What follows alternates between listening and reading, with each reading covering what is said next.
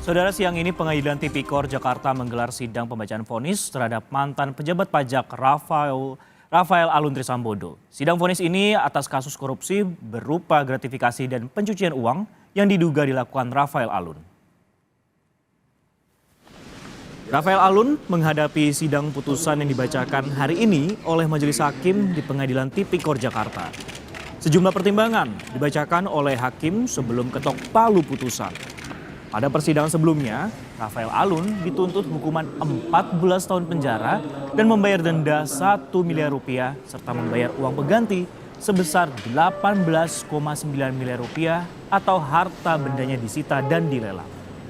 Jaksa juga menyebut Rafael Alun menerima 16,6 miliar rupiah dari hasil korupsi bersama istrinya Ernie Meike yang menjabat Komisaris PT Arta Mega Ekadana. Meski demikian, dalam sidang Rafael juga sempat meminta majelis hakim membebaskannya dan menyebut dirinya banyak berjasa bagi negara.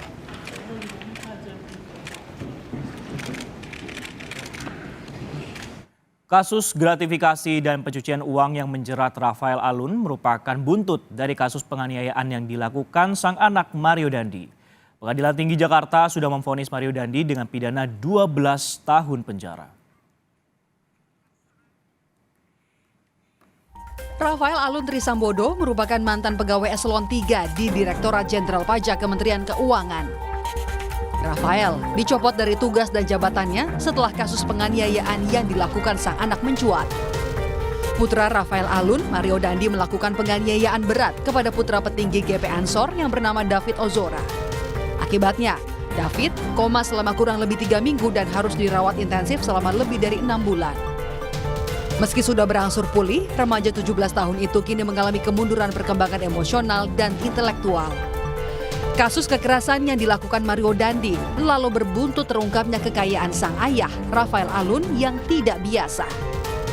Rafael, yang merupakan ASN di Kementerian Keuangan, memiliki sejumlah tanah, rumah, dan kendaraan mewah. Keluarga Rafael Alun pun kerap bergaya hidup mewah. Hingga akhirnya Rafael Alun diduga terlibat gratifikasi dan pencucian uang. Dalam sidang dakwaan di Pengadilan Tipikor Jakarta, Rafael didakwa menerima gratifikasi senilai 16,6 miliar rupiah dan pencucian uang hingga 111 miliar rupiah. Menurut jaksa, penerimaan gratifikasi itu melalui sejumlah perusahaan yang terafiliasi dengan Rafael dan istrinya secara bertahap sejak 2002 hingga 2013. Bersama istrinya, Ernie Meike Torondek, Rafael Alun membentuk 4 perusahaan jasa yang kemudian jadi konsultan pajak. 4 perusahaan itulah yang digunakan Rafael Alun dan istri untuk memberikan jasa konsultasi pajak. KPK mencatat dari PT Arme saja ada 62 perusahaan yang menggunakan jasa Rafael Alun. Dari 4 perusahaan itu, KPK mengungkap Rafael Alun menerima gratifikasi uang 27,8 miliar rupiah. Namun, yang khusus diterimanya bersama istri 16,6 miliar rupiah. Adapun dari tindak pidana pencucian uang, KPK menemukan Rafael Alun menempatkan harta dalam berbagai bentuk sebesar 111 miliar rupiah. Dalam program Rosi yang tayang pada 2 Maret 2023, Menteri Keuangan Sri Mulyani mengungkapkan kesedihan dan kekecewaannya atas kasus yang menjerat mantan anak buahnya itu.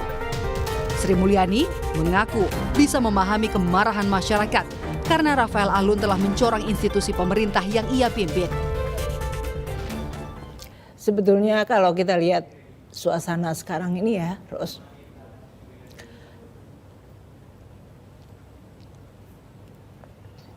saya benar-benar bisa memahami.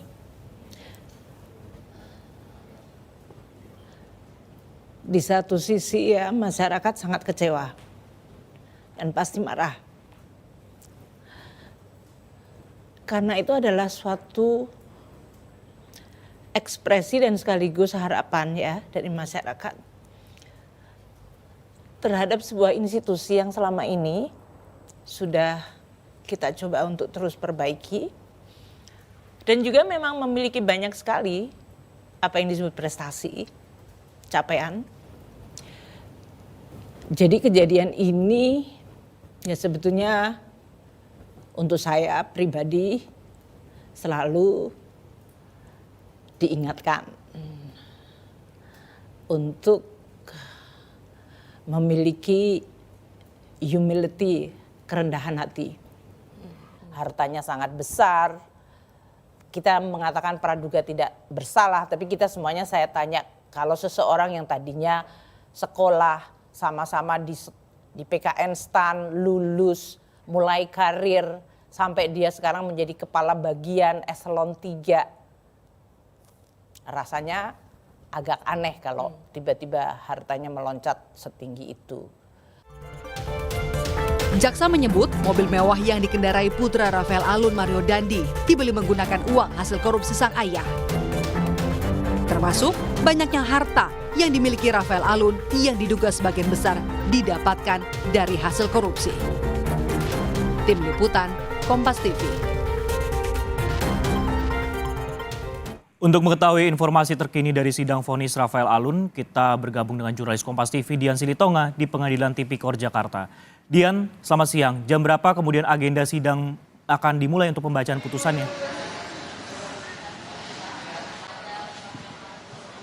Akan dimulai pukul 1 siang nanti, Sisko. Ini diundur dari jadwal yang seharusnya pukul 10 pagi tadi karena memang ternyata majelis hakim harus menghadiri persidangan lain.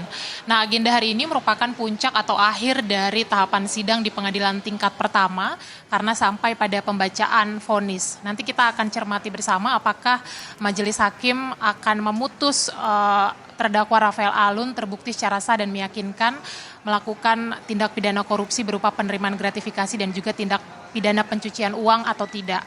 Yang jelas sebelumnya jaksa penuntut umum ini sudah menuntut Rafael Alun dengan pidana penjara selama 14 tahun, kemudian juga denda 1 miliar rupiah subsidiar 6 bulan kurungan, dan selain itu juga jaksa penuntut umum menuntut Rafael Alun membayar uang pengganti senilai 18,9 miliar rupiah subsidiar 3 tahun pidana penjara. Selain itu, jaksa penuntut umum juga menjabarkan hal-hal yang memberatkan dalam tuntutannya.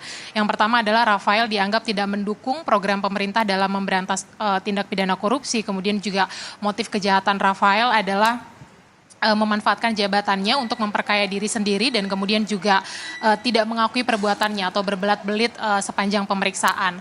Berbeda tentu saja dengan penasehat hukum yang berpendapat bahwa melalui dupliknya meminta kepada majelis hakim agar majelis hakim menyatakan kliennya tidak bersalah dan kemudian juga melepaskan Rafael Alun dari seluruh tuntutan jaksa penuntut umum karena menilai perbuatan Rafael Alun ini tidak terbukti melanggar pidana melainkan hanya melanggar administratif saja sehingga sanksi yang harusnya dijatuhkan adalah juga sanksi administratif. Kemudian juga melalui duplik penasihat hukum meminta agar majelis hakim mengembalikan seluruh aset Rafael beserta istri dan juga harta waris dari ibunya, kemudian juga mengembalikan nama baik dan juga hak-hak Rafael Alun. Nah, tentu saja akan kita cermati bersama, Sisko, nanti kemana lalu hakim akan berpihak, apakah kepada tuntutan jaksa penuntut umum atau pada duplik tim penasihat hukum Rafael Alun, Sisko. Ini juga yang menjadi perhatian juga Pak Luh Hakim akan kemana, karena kemarin pada sidang tuntutan Rafael juga sempat meminta majelis hakim membebaskannya dan menyebut dirinya ini banyak berjasa bagi negara. Apakah ini juga memungkinkan akan jadi bahan pertimbangan majelis hakim mengingat Rafael Alun juga menyebutkan dirinya itu berjasa bagi negara?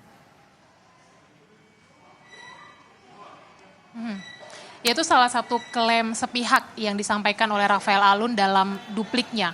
Bahkan tidak hanya itu saja, Sisko, hal-hal seperti misalnya menyatakan Rafael Alun merupakan tulang punggung keluarga, kemudian juga belum pernah dihukum, dan mengklaim selama proses persidangan Rafael bersikap sopan dan kemudian juga kooperatif, itu menjadi hal-hal yang dilampirkan sebagai hal meringankan supaya majelis hakim ini kemudian melepaskan Rafael dari seluruh tuntutan jaksa penuntut umum.